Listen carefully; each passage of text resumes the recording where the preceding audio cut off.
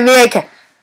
Vi har netop nu lige kidnappet en af jeres bedste mands datter fra den amerikanske ambassade i Irak. Og hvis I vil have mulighed for at se hende igen, så skal I komme med 200 milliarder dollars i løspenge. Og hvis I ikke gør det, så har vi rigtig mange dejlige redskaber, der kan gøre det af med hende. Hej forsvarsminister. Hej præsident. Hej. Du vil snakke med mig om noget? Ja, vi har fået en terrortrussel fra vores amerikanske ambassade i Irak.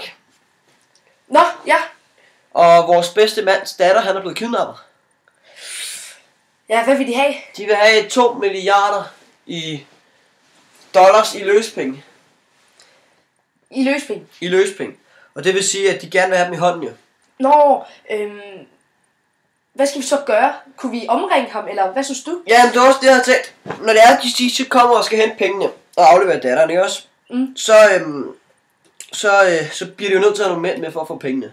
Ja. Så det jeg tænker, det er, at når vi så har fået, når vi har fået pigen, så har vi omringet dem fuldstændig, og så slår vi til.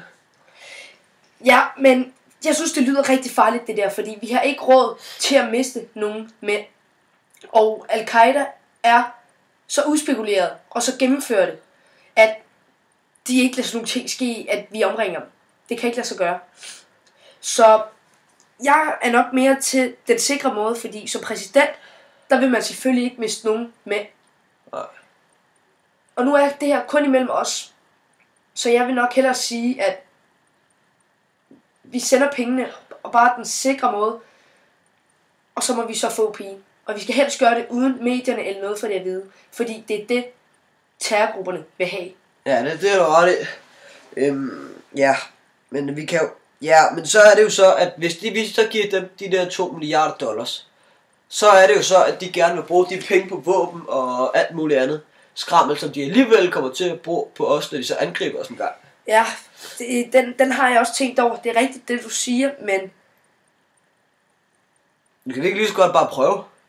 Jo, men jeg ved godt, hvad du mener, at vi kommer til at miste mand lige meget, hvad der sker, siger du. Ja. Men så er jeg mere typen, der siger, lad os gøre det sikre, giv dem pengene. Og så må vi få bygget et forsvar op og gøre det på dem på et andet tidspunkt. Ja, det kan vi også. Ja, så er det jo så det, vi gør. Du er præsidenten, ja. Okay, men så er det det, vi gør. Ja, det er det. Okay, tak fordi du ringede. Jamen, det var da så lidt.